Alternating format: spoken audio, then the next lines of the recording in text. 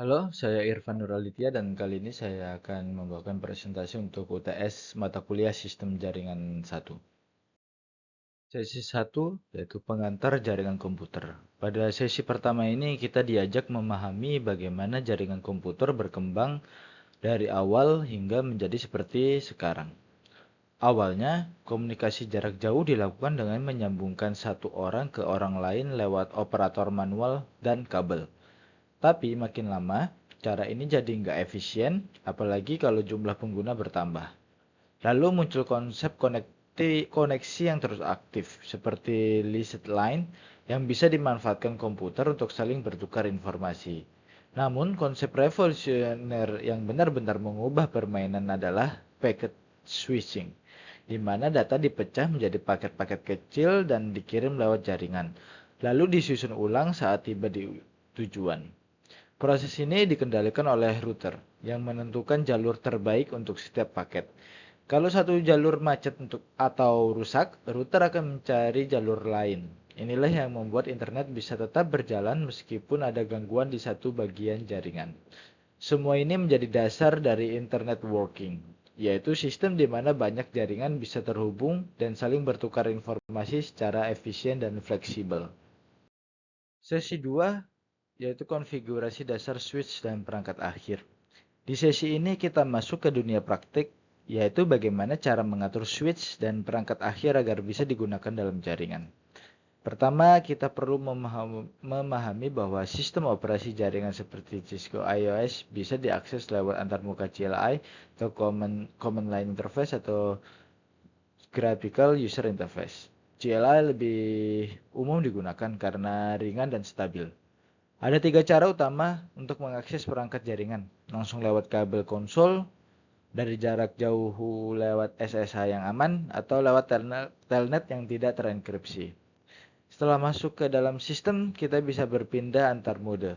Dari user exec mode ke privilege exec mode, lalu ke global configuration mode, dan mode-mode lainnya untuk mengatur line atau interface. Nah, disinilah kita mengatur hal-hal dasar seperti nama perangkat atau hostname, password, dan alamat IP. IP ini penting agar perangkat bisa dikenali di jaringan. Kita juga belajar tentang IPv4 dan IPv6 serta subnet, mask, dan default gateway yang membantu perangkat menemukan jalannya di jaringan. Pengaturan ini sangat penting karena tanpa konfigurasi awal yang benar, perangkat tidak akan bisa berkomunikasi dengan perangkat lainnya di dalam jaringan.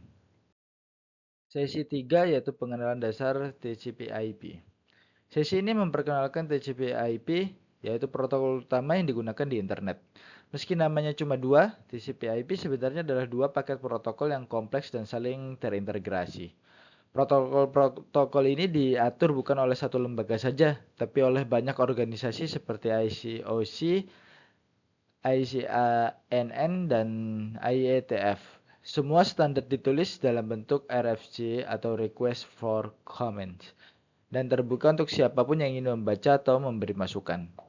Kita juga belajar bahwa jaringan tidak hanya terbatas pada internet saja, ada juga intranet, jaringan pribadi dalam organisasi, serta ekstranet yang membuka sebagian akses jaringan ke pihak luar. Untuk menjaga keamanan komunikasi di jaringan publik, kita mengenal teknologi VPN, yaitu koneksi private yang dibangun di atas jaringan umum. VPN membuat jalur komunikasi terenkripsi sehingga informasi tetap aman meskipun lewat internet terbuka. Sesi 4, layer fisik atau physical layer. Di sesi keempat ini kita membahas layer paling dasar dalam jaringan yaitu layer fisik. Layer ini bertugas untuk mengubah data menjadi sinyal dan mengirimkannya melalui media transmisi seperti kabel atau gelombang radio. Bisa dibilang, layer ini yang benar-benar mengantarkan data keluar dari komputer menuju jaringan. Ada banyak jenis media transmisi yang digunakan. Yang paling umum adalah kabel tembaga seperti UTP dan STP. Kemudian fiber optik yang menggunakan cahaya serta media nirkabel seperti Wi-Fi. Layar fisik juga mengatur berbagai aspek teknis seperti encoding yaitu cara bit 0 dan 1 diterjemahkan menjadi sinyal, signaling yaitu bentuk sinyal yang digunakan entah itu arus listrik, cahaya atau gelombang radio. Bandwidth yang menunjukkan seberapa cepat data bisa dikirim dan juga aspek performa seperti latensi throughput, dan goodput. Meskipun sering kali dianggap hanya urusan kabel, layar ini sangat menentukan seberapa stabil dan cepat jaringan bisa berjalan. Sesi 5 yaitu merancang pengalamatan jaringan. Sesi ini sangat penting karena membahas bagaimana cara merancang alamat jaringan menggunakan IPv4. Setiap perangkat dalam jaringan butuh alamat IP agar bisa saling berkomunikasi. Dalam IPv4, alamat ini terdiri dari 32 bit yang dibagi menjadi dua bagian, yaitu network ID dan host ID. Untuk membantu pembacaan dan pengaturan digunakan subnet mask. Kita juga belajar tentang pengelompokan alamat berdasarkan kelas A, B, C, dan bagaimana kita bisa membagi jaringan menggunakan teknik yang disebut subnetting. Subnetting bisa dilakukan berdasarkan dua pendekatan, yaitu berdasarkan jumlah jaringan atau subnet yang dibutuhkan, atau yang kedua berdasarkan jumlah host yang diperlukan dalam tiap subnet. Selain itu, kita juga membedakan alamat IP publik dan private, serta mengenali alamat-alamat khusus seperti loopback dan broadcast. IP bisa diberikan secara manual atau statik atau otomatis lewat DHCP. Dengan desain pengalaman yang baik, jaringan akan lebih mudah diatur, lebih aman, dan lebih efisien. Sesi 6 yaitu konfigurasi switch pada jaringan. Di sesi 6 kita masuk lebih dalam ke perangkat switch yang berfungsi mengatur lalu lintas data di jaringan lokal. Dibandingkan dengan hub, switch jauh lebih pintar. Jika hub mengirim semua data ke semua perangkat, switch hanya mengirim ke tujuan yang tepat berdasarkan alamat MAC.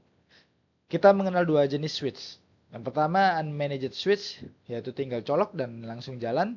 Yang kedua adalah managed switch, bisa dikonfigurasi, dimonitor, dan dikontrol lebih dalam.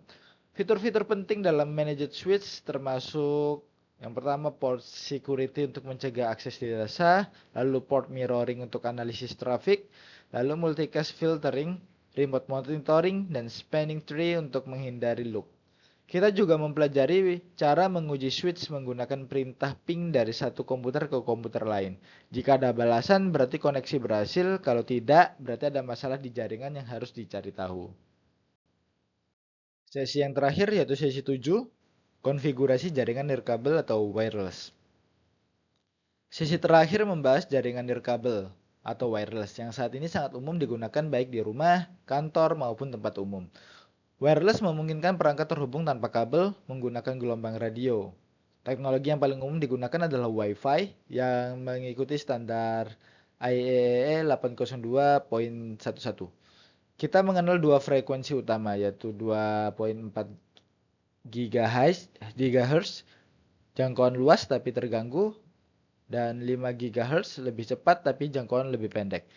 Jaringan wireless bisa disusun dalam dua topologi, yaitu infrastruktur menggunakan access point, lalu ad hoc langsung antar perangkat tanpa access point.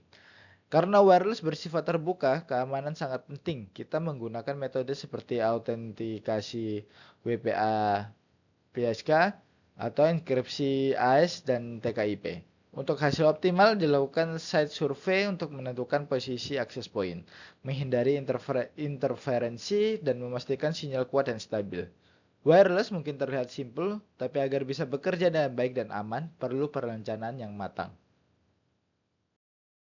Baik, sekian presentasi saya kali ini. Saya Irfan Nuralitya, saya ucapkan terima kasih.